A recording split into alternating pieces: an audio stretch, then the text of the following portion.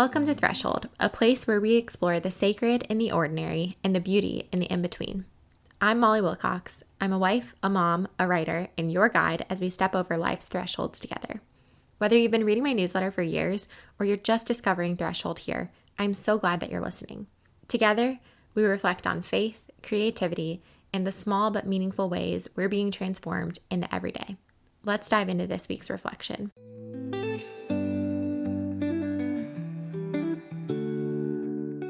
On the Bump app, an article about when to announce a pregnancy says, quote, historically, because the risk of miscarriage is high during the first trimester, some moms-to-be opt to wait before telling even their inner circle, end quote.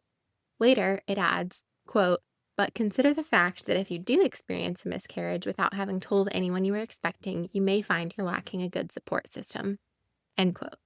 I read that article and thought of my own experience. The entire first section focuses on social standards for when to share the news, as if grief is less complicated when fewer people know.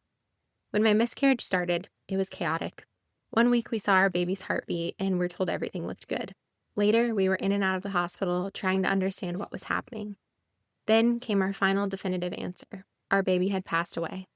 My husband had to send a frantic message to his boss, not to announce a pregnancy, but to announce a loss. When we told friends, I had to say, I was pregnant, but it was disorienting to keep track of who knew and who didn't.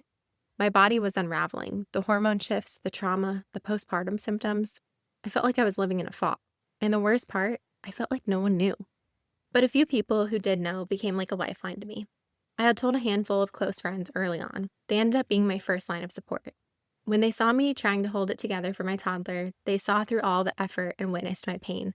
They gave me space to grieve. They didn't offer easy answers. They just showed up. They stayed present with me and present with my pain. Eventually, I started to share loss more. I felt like I needed people to know I was pregnant, and then I wasn't. I found comfort in miscarriage podcasts. One explained how uniquely Western it is to use the term miscarriage instead of simply calling it what it is, a loss. A loss. In other cultures, naming it this way gives women more permission to grieve out loud. I would never tell anyone when they should or shouldn't announce a pregnancy. That decision is sacred and deeply personal. But for me, an added layer of grief was that I lost the opportunity to celebrate my baby. When I shared my loss, many friends responded with shock. They hadn't even known I was pregnant. I often wished I could rewind time, just to watch them rejoice in my baby's life before everything changed. I wanted people to acknowledge not just a pregnancy, but a person, my baby. I remember telling a friend later, I don't think I'll ever feel done having babies. Not because I want a certain number, but because I'll always feel the absence of this one. Our family will never be complete. There will always be someone missing. In the months after, I witnessed a stream of pregnancy announcements. Each one pierced me with a fresh grief. But after one of them, a friend texted me, God sees you, and I'm so sorry. She reminded me that even when others didn't know, God did, and he grieved with me. I've learned to name that grief. I've whispered prayers in the pool with my toddler when I watch another pregnant mom play with her little ones. I hear my friend's words echo in my mind. God sees me, and he grieves with me. One night, my husband and I sat outside in the sticky, humid Middle Tennessee summer heat. I was crying again. Next time, I want to tell people sooner. I want to celebrate. I want people to know there's a life here before it feels like it's too late. I think we have a long way to go in creating a more trauma-informed culture around women's health, especially when it comes to fertility, pregnancy, birth, and loss. But here's where I'd love to start. I wish we told people about pregnancy sooner, and I wish we shared with intentionality and care, acknowledging the stories we may not know. In my grief, I found the most thoughtful friends didn't try to cheer me up.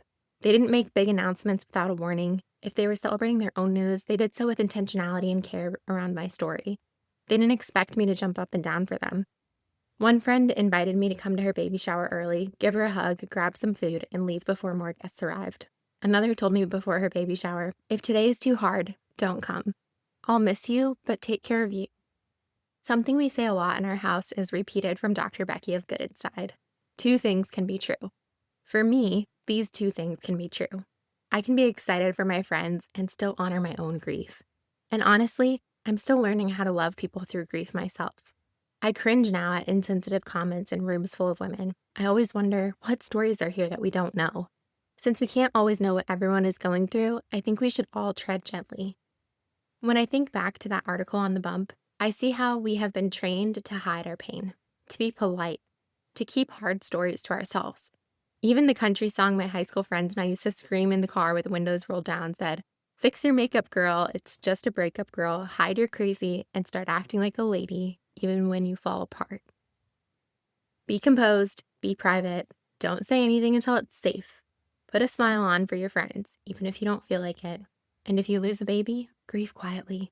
Don't be a burden. Say things like, "It was early," to try to soften the blow. Don't be angry at God. Keep saying you trust him. But Jesus never told women to stay quiet in their pain. He never shamed someone for grief. When the bleeding woman approached him just to touch his robe, he turned around. He called her daughter. He wanted to see her face, to witness her pain and bring her healing. And maybe it's time we stop shaming ourselves. Maybe it's time we start saying the true, vulnerable thing. Maybe it's time we tell people, not when we have recovered, not when we can stay composed, but when we need people there with us, in our grief.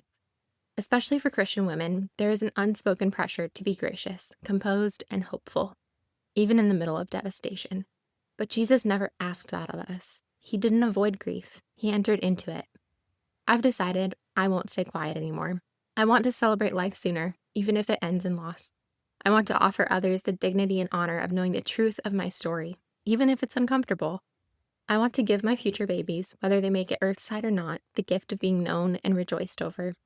I want to create a different kind of culture, one where early pregnancy is treated like the miracle it is, one where loss is met with presence, not silence, one where announcements are shared with kindness, thoughtfulness, and care, not performance. Most importantly, one where women are allowed to say, "This hurts," and no one rushes to fix it. Maybe it starts with me. Maybe it starts with us. Let me tell you, I was pregnant, and I'm still devastated that my baby isn't here anymore.